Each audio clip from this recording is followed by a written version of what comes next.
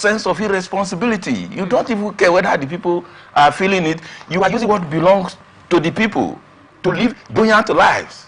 You are using what belongs to you and the people to live luxury, and the people are suffering. It doesn't bother you. Then that's not leadership. So for me, this is not what we need. That National Assembly, we need. Don't give me free Wi-Fi. Okay. Let me pay for it, but let the service be affordable and effective. That's what we want. The National Assembly should go to issue of election. We should come out with laws that no single individual can rig election in this country. That is the major thing that we are looking for now. Not one miscreant come from nowhere. You rig election, I go into government, I begin to pose like a hero from nowhere. Okay, so another thing I'm concerned about is the fact that this initiative is not going to be something that will be everywhere. Like they're talking about some public places, and of course they mention federal offices, state and local government offices. They mention schools, hospital, military barracks, parks, airport, then transport terminals. Is it that the people that do not have business around this location, what happened? Would they just go and cluster in the place because of internet? I remember a particular school that I went to, and then once it's 10 a.m., you will see students clustered in a particular place. And then you ask, what exactly is going on? And they say that is where there is internet. If you get there, you will have free internet and all of those. So is this not another way of causing chaos? Because they're supposed to have a kind of internet access that irrespective of your location you can access. So is this not going to be another problem? People will go to park when they're not supposed to be there. People will get to airport when they're not supposed to go there. People will go close to maybe military offices when they're not supposed to be there in order to get internet. So is that not going to be a problem? You have said it all. It's a problem.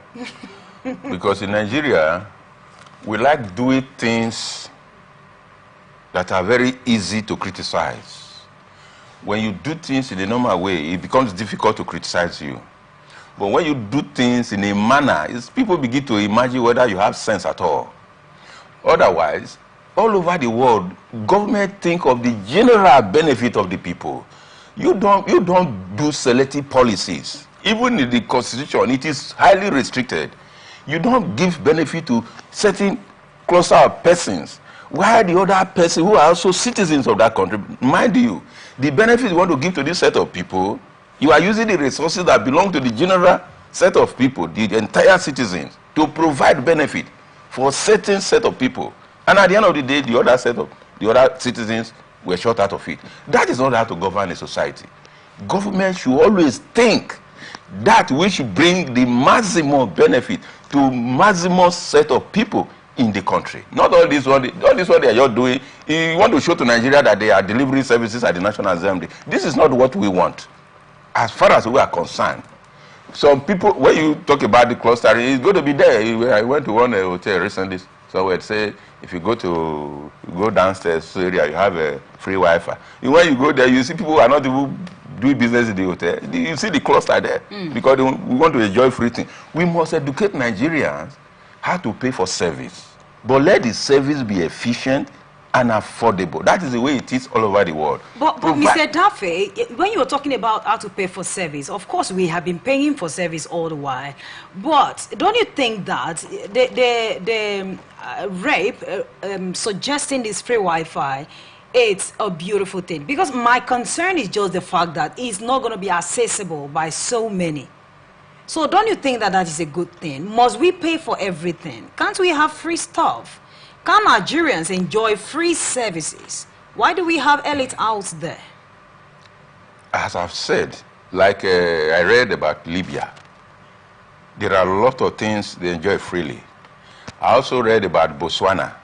Even the university is free of charge. You understand? They go there free.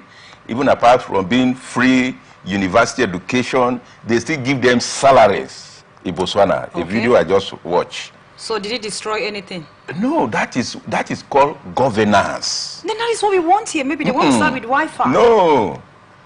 We must look at what benefits society. When you say free Wi-Fi, what are you doing with the Wi-Fi? When you cluster now, the people who go there to cluster, what are they doing with it? Is it not Are they making money out of it? But provide service that will make people to see that, give value to people. Mr. Dafe, you were saying if they are making money out of it. There is a teenager by name Pella.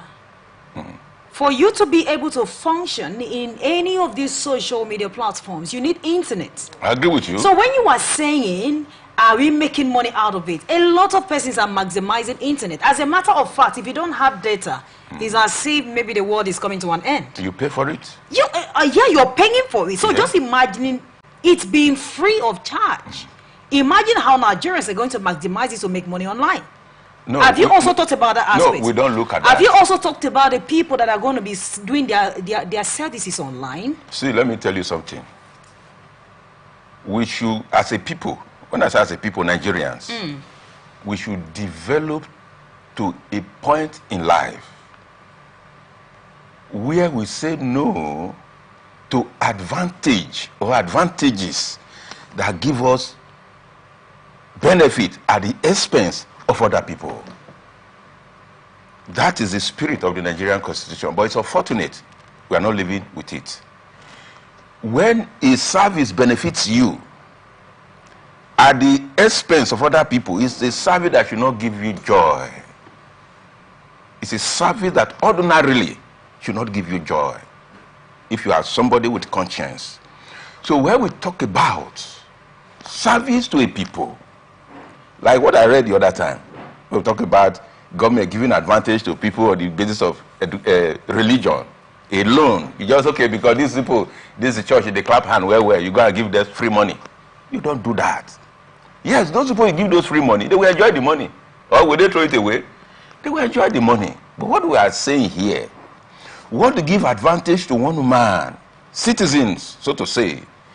A group of citizens at the expense of other group of citizens is something that brings chaos to society. Mr. Edafe, the Wi-Fi in question is not something concrete. This is a wave that as long as you have the means to connect, it will naturally connect. Now, what I was thinking that you want to say, okay, if this Wi-Fi is going to be free, as they said, and if it is going to be available, if you are going to implement it, your own duty is to get what it means for you to be able to enjoy the free Wi-Fi. Because you need to have a phone, you need to have gadgets. You need to have... What kind of phone? Is it the 10,000 naira phone? And how many persons in Nigeria of today can afford a phone of 150,000, 200,000 to go and access your free Wi-Fi? Let us be holistic. What I'm saying is that what is good, but we must think beyond. That's what I'm looking at. The idea for some persons, obviously. Is there 10,000 naira phone? You know it now. You know about 10,000 naira phone that you can use to access your Wi-Fi. Even that 10,000 naira phone, how many persons of Nigeria of today can access that 10,000 naira phone? But we have so many. I mean, at least we have majority. Yeah, a few days ago, one of my friends, whether they stole it or whether the phone fell off inside a taxi, Nigeria of 1980, we look for the owner of that phone. But today, it's very uncommon to see. So when somebody brings your phone to you, government will give award to the person because Nigeria of today no longer have that consciousness of living right. But it's in 1980, early 90s. This is the lifestyle of Nigerians. You don't just take what is not your own. Just, oh, say God bless me. You give thanksgiving for what is not your own. But that's Nigeria of today. But the most important thing here right now is that the moment this is implemented, the Nigerians... But you got to pay. This unit, by Nigeria by their nature. Well, this area... No, they won't pay. Let me tell you. Nigerians by their nature, if a school now is having an area you can have access to free Wi-Fi, then that school now says, okay, fine, the whole community can come here and access free Wi-Fi. And before you know it, the school is going to bring some, some clauses. If you want to come and access it here, It's nature. So well, I don't believe that if this is being implemented, they are going to get a particular password, as in the password is not going to be from the schools or from the airport or from the parks, because if it happened like that, what Edafe said might just come to reality. But if the password is automatic, as long as you are in that environment, in that vicinity, you can use the Wi-Fi. That is going to be amazing, because the most important here is that it is free. Free in capital letters. So we hope that that will be done. Well, let's proceed to the next story for today. On PMA's Social Economic Rights and Accountability Project is urged President Bola Tinubu to reverse the recent petrol hike by the Nigerian National Petroleum Company Limited, while a court case challenging the increase is ongoing. The price rose from 897 naira to 1,030 naira per litre, sparking public outrage. Serap urged that the increase undermines a federal high court case addressing the legality of the hike and alleged corruption within NNPCL. The organization warned that allowing the hike to continue could harm public confidence in Nigerian judiciary and has threatened further legal actions if the price is not reversed. Serap, they have talked about, they have called on the federal government to reverse this hike. A lot of persons have done that. Could it be that the federal government is not getting to them, the people responsible for this petroleum product? Is it that the messages are not getting to them, or is it that they are not ready to do the needful? Or could it be that somehow in the long run that this is going to assist Nigeria? But they should remember that a lot of persons are killing, kidnapping, doing a whole lot of evil activities in the name of hardship, especially the increase in fuel hike. So, well, let me commend Sarah. It's unfortunate we find ourselves in this kind of country, with this kind of leadership that we are having at the moment. I'm afraid that Sarah, if we should count the number of cases that Sarah is having in court against government in Nigeria, I'm sure it will be over 200. Are you with me? I'm with you. Like I mentioned the last time, the righteous don't do what is right because of law. They do it because they have good conscience. All the cases Sarah has taken to court, is the government responding to any of them?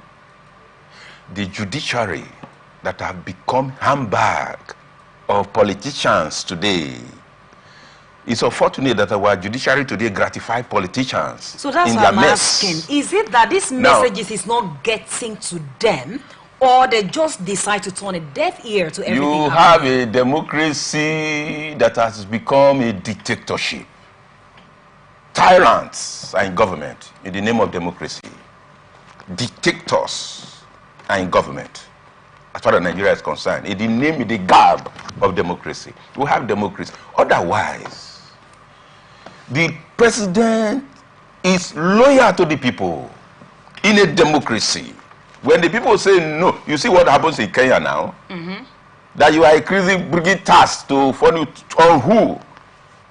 We are the people who produce it to government. You can't do anything that is against us. What did the government do? Immediately, they were all reversed. But in Nigeria, what do you have?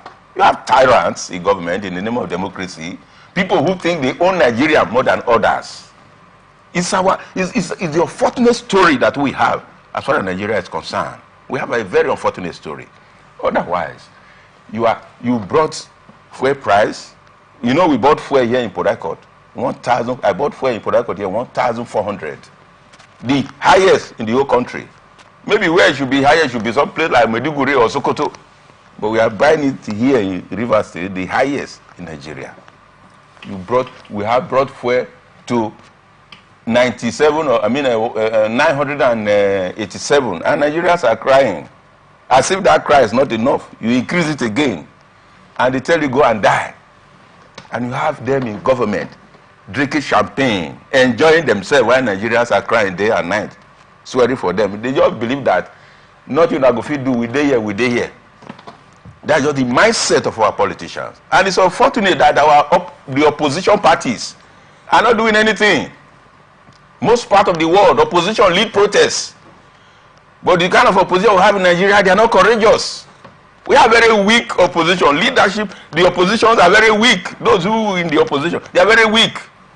They are not courageous. Tinubu was in opposition. He was leading protests in Nigeria. Tinubu was in opposition to PDP against Jonathan.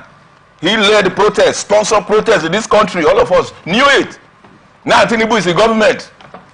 All the former leaders, all of them keep quiet. Why are they afraid? Will Tinubu kill all of them?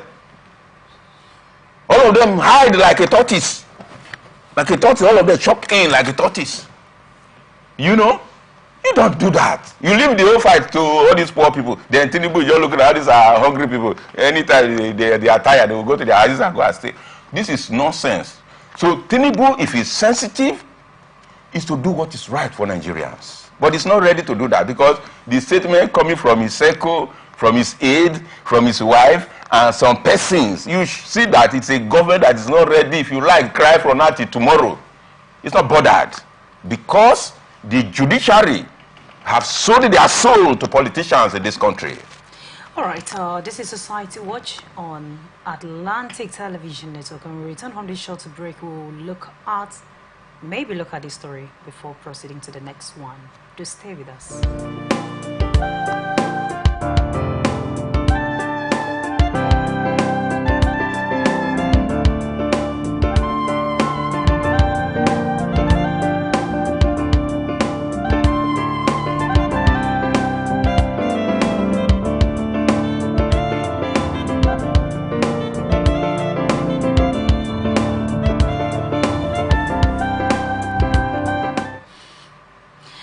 Welcome back. This is Society Watch on Atlantic Television Network. Before we went on the short break, we were discussing on this story on PMS, where a social economic rights and accountability project has urged President Bola Tinubu to reverse the recent petrol price hike by the Nigerian National Petroleum Company Limited, while the court case challenging the case increase is ongoing.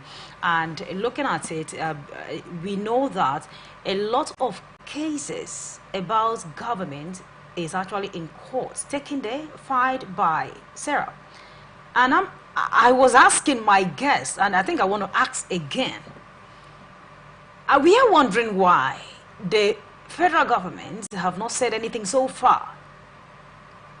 It's more like the more Nigerians are crying about the increase, about the fuel hike, the more the prices goes up. What exactly is going on here? Is it that Nigerians do not have the right people to fight? Yes, I know you said something, Mr. Dafe, that during that's Tinubu's time, that he was even the one that sponsored protests, and some of them. But now it's as if Nigerians are scared of him, not just Nigerians, but other leaders. So if we have tried protests, Nigerians have tried protests, it's not working.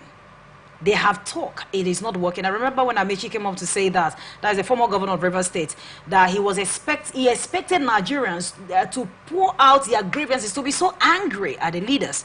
But he was disappointed because they didn't do it. I mean, you know what happened the little time they tried to protest. So what is now the way forward? Since the little they have done is not working, what is the way forward? And it doesn't look like the government is listening. What happened? You don't sit on the sideline and command another person to fight your battle. The battle to make Nigeria good is a battle for every citizen of Nigeria. You can't express disappointment in me when it is a fight that includes you and me, a fight that you and me should fight. You sit somewhere, enjoying yourself, drinking a very good drink, while I'm on the sun fighting the fight that belongs to me and you. It's not the proper way now. All over the world, as I have said, political opponents in most countries, political opponents lead protests, just as Tinubu did when it was turn of Jonathan. APC lead protests, Buhari led protests in this country. They kick against Jonathan government. They kick against the other man's government and all that. Why is it that all of them are now hiding? Are they afraid of Tinubu? Tinubu just one individual. For example, look at police will just come and shoot tear gas at the youth. If Amechi is at the forefront of the protest, Jonathan is at the forefront of the protest, Atiku is at the forefront of the protest, Kwakwanso, Obi, name them. They are all at the forefront of the protest. Which police officer will come and shoot tear gas at them? So you leave it for the poor people. Let police kill them. Let soldiers kill them. And you are expressing disappointment. For me, Nigerians are not ready. You don't expect poor people to fight. After fighting, you come and enjoy it. That's what they are looking for.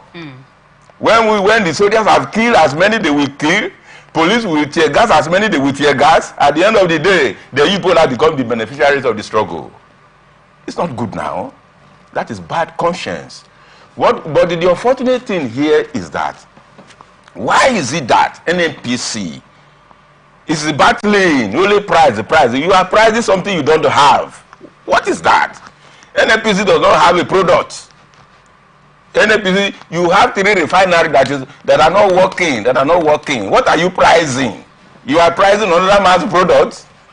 You are pricing for Dangote. A product is not your own. You can see that Nigeria is so messed up that any kind of story we just hear in Nigeria.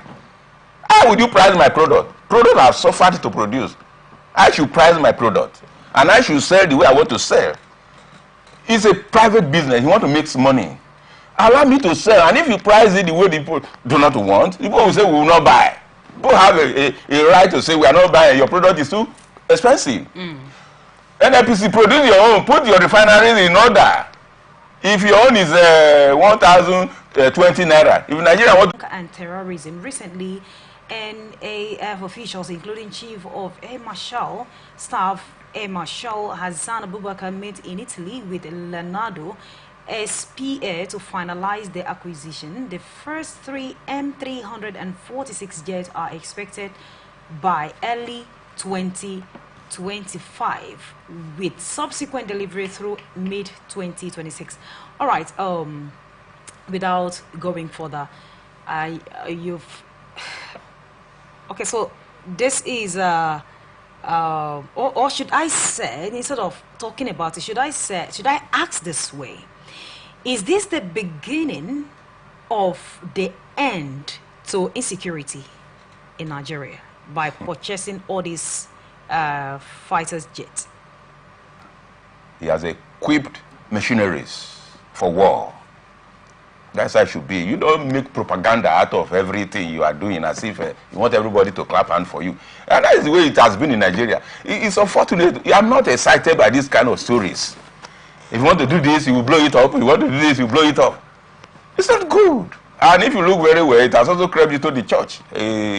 You understand? Because I don't understand. You should understand. No, I don't understand. No, that is Nigerian style. And it has gone into the church as well. I'm not going to details. I know, but I don't understand. I'm just telling you, every little thing the church is doing today, they will bring a gathering of journalists to come and blow it up. That's what is happening in Nigeria. They celebrate themselves so much. Okay, we're not supposed to talk about this on social media. So what we are saying now is that, do this thing, fight, don't say because you don't have this. That is not why insecurity did not persist in Nigeria. That's not why it persists. We know why it persists. Well, you know? Me and you. I don't know. All of us know why it persists in Nigeria. I don't know, Mr. Daffy. So what we are saying... Can you yes, make it clear to me? What we are saying, government people, are you not aware that this security in Nigeria belongs to government people? They are their boys. No, I don't know. I'm just getting to know now. Yeah. Fine. Then know it now. That this security in Nigeria, is those who are on authority, they know everything about it. Okay. They know everything about it. So it's not something we are going to talk here or there. But what we are saying is that do things conscientiously. It is the only country that we have. Don't do it as if you are doing somebody a favor. Okay. To get equipment, you want to get this, you want to get this, then you want the society to clap hand for you. I will not clap. I won't clap either. I will not clap. So that is not the thing that you clap for. The things, how you should build society, is not your concern. Okay, we want to buy how many pieces of this, that. The one you have, to what extent have you used them? It's an issue. To what extent have you used them to fight insecurity? We have a lot of friends who are soldiers, who are police officers and all that. We get information from them, what is happening within the system. If we say that here now, they will begin to say, oh, you are inciting people, you are inciting, because that is because Nigeria always want to look for people to hang while they are doing all sort of evil. So the truth of the matter is that it's good every nation should be well armed. Because they said, if you don't arm yourself, every little enemy can take advantage of you. Yeah. So it is good, the lack of equipment. They have done something. I remember when they came up to say that they need almost 200 fighters jets to be able to combat insecurity in the country. And so far, the government has actually yielded a listening ear to this one. So is it not enough to commend them? Have you not been crying that they should reduce fuel price? Has government yielded? This office you are now, how many times in a month are you commended? Are you not doing work here? You are doing your work. How many times are you commended? You are paid. Are you not paid? Is it free of charge you are doing your work here? So any work you are being paid, except you do an exceptional work. Okay. Except you do an exceptional, I say my worker, in fact, I'm impressed by this you are doing. Not within your job description. There's what we call job description. Okay. With praises, words of mouth, or by increasing your emolument, your salary, or by giving you remuneration, giving incentives. These are the way we can use to appreciate you for doing exceptionally. But not where you should go and if to tell people, then you say I should come and clap hand for you. Is that to build a society? We don't build society that way. Perform your job. That is why you are paid. So that is within the limit of your operations. All right. So don't let us commend the government for every little thing they do. Look at all our roads, they are out there. That you go and buy jet from what country. Send our money to them, bring the jet that we use to kill innocent people. That is why I should clap hand for government.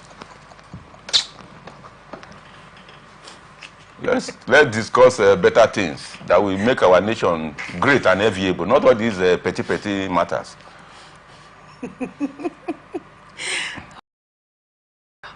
The last story for today on family affair.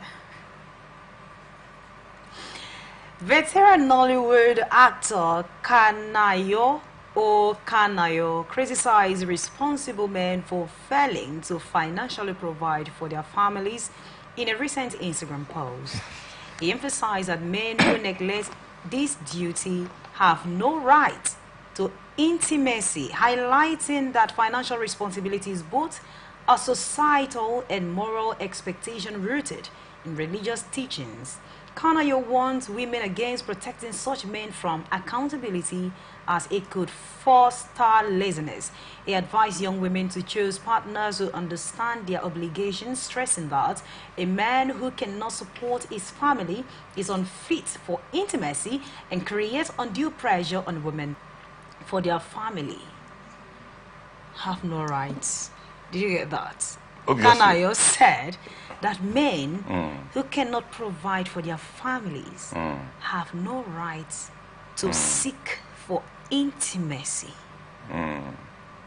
Is that always the case? Because we have those who were doing well, but because Nigeria happened to them, or society happened to them, or society and life also happened to them, they are on tracks and they are doing well. Why should you deny your husband intimacy because life happens to him? Well, if that is the interpretation he is giving, I would disagree with him. But on the other hand, it's not just an issue of Kanayo. It was an issue of the scripture. That if a man, in the book of Timothy, cannot provide for his family, especially his immediate wife and children, that he is worse than an infidel, an unbeliever. That is to say, he does not understand why he got married. It is the responsibility of a man to provide for his family. However, it is also there in the same word that the woman is a helpmeet, not a liability. Exactly. Not a liability. And apart from Nigeria being the way it is today, there are men that are naturally lazy. Okay. I think that is where he came in. Yes, there are men that are naturally lazy. If you are lazy, don't marry at all. You don't need to marry. Because nobody will give food to your children. Don't marry and begin to give plate to your children to move around the street and begin to beg for you. Like as we see all over our society. Some men will sit in one corner. Then their children will be running after people. Brother, brother, brother, and all that. It's wrong. We don't do that where minds are developed. That's not to say that there are no beggars or there should be no beggar. In every society, something like that must be there. Even in the days of Jesus, they were beggars in the streets. So, it's a duty on men to provide for their family. But to say that because my husband is not providing for me what he has paid for, he should not, I disagree with that. I disagree with that. That is making failure on both sides. And when you bring failure on both sides, then you have killed the family. You have killed the family. That is to say, the man is committing sin, then the woman is not committing sin. But, so in a sense, I had a discussion with someone during the weekend, and then I got to realize that the parent literally had to go and marry a wife for him. All right. So in a situation that, not that the man is not capable of working, but is naturally lazy, like you said, and according to him too. How do you manage that? Like, you are the one doing everything. At the end of the day, your husband maybe goes out to play draft, or maybe go to do one or two with friends, and then come back home asking for intimacy when you are the one doing the work. And where is the joy to even say, I'm ready for you? You were not forced to marry the man. No? That's what I used to tell people, those who are close to me. Okay. Marriage is not something you jump into and you jump out. It's unfortunate today that we have preachers who will tell you if a man is not doing what he's supposed to do, you have a right to divorce. That's not the gospel. Mark you. The moment my husband is not feeding me well, it's not a ground for divorce. I will send you my lesson on divorce. Okay. You hear me so? My wife is dirty. It's not a ground for divorce. Because before you marry him, nobody forced him on you. You love him, you like him, the way he was talking to you, maybe he taking you for shawarma joint and giving you some buying ice cream for you. He gave you some good phone and all that. Now there's no more phone. Your eye don't clear. You want to jump out. The scripture, God does not allow you to do that. Let me be very clear to you. It is for better, for worse. I think that's when they talk for church. Those who practice church wedding. He say, okay, you don't practice. The church is not the place for marriage now. Where did you marry your wife? The church get picking that he gives out in marriage. Where did you marry your wife? The father of my wife gives me. Okay, that was it. Her daughter in marriage. And church has no business in that. Where did you go for church blessing? Which is church blessing? Who pastor they give mandate to bless people's marriage? Which pastor is that? Which chapter of the scripture is that? Which gospel is that? Mr. Dafa, it's like you have a certain thing about church in general. No, it is the gospel. When they play sentiment and emotion about this thing, you don't bring emotion into the gospel. The gospel is sound. The gospel is sound. Are you with me? God is not emotional. If you think God is emotional, because I don't buy one thing yesterday for God, therefore you do the wrong thing, God will kill you. I'm telling you the truth. So let us take it. The church is not a place for marriage. Okay. It is the honor of a woman that God gives the mandate to give his daughter to a man in marriage. Today, if you want to do a marriage in a church. But Mr. Dafe, I just said something. I said an illustration. I brought an illustration here. I told you that I had a conversation with someone during the weekend, and then I realized that the parents literally married the wife for the son. They just asked the son, do you need a woman? And the son said yes. And the woman agreed. And the woman agreed. Exactly. So let's put church aside here. Now church has not come into. I agree with you. So you just what do I put it So now? at this point, what if the woman is so hardworking? Yeah, we know that she actually agreed to marry. Nobody agreed to marry suffering. Nobody agreed to log ahead work. Everybody wants to enjoy life. Everybody wants to live well. But what if it is a situation that life happens and then the man falls by the wayside and the woman is the only one working? Despite that saying he's helpmate, what happened? How do you manage having intimacy knowing that you are the one providing for the family? For persons living in the flesh, it's difficult. I must tell you, it's difficult. Marriage, they say, is for better, for worse. You look at this man, you like him, you married him, and two of you become one flesh. And as it is now, whether you provide or whether him provide, you become two persons putting head together. But you know, a woman can actually help a man to be strong. Are you aware that a woman who loves a man can actually help the man to be strong? What the man has not been before, the man will become such a person. You can. It's not by fighting your man. You can actually encourage your husband. Talk sense to your husband. He will have sense.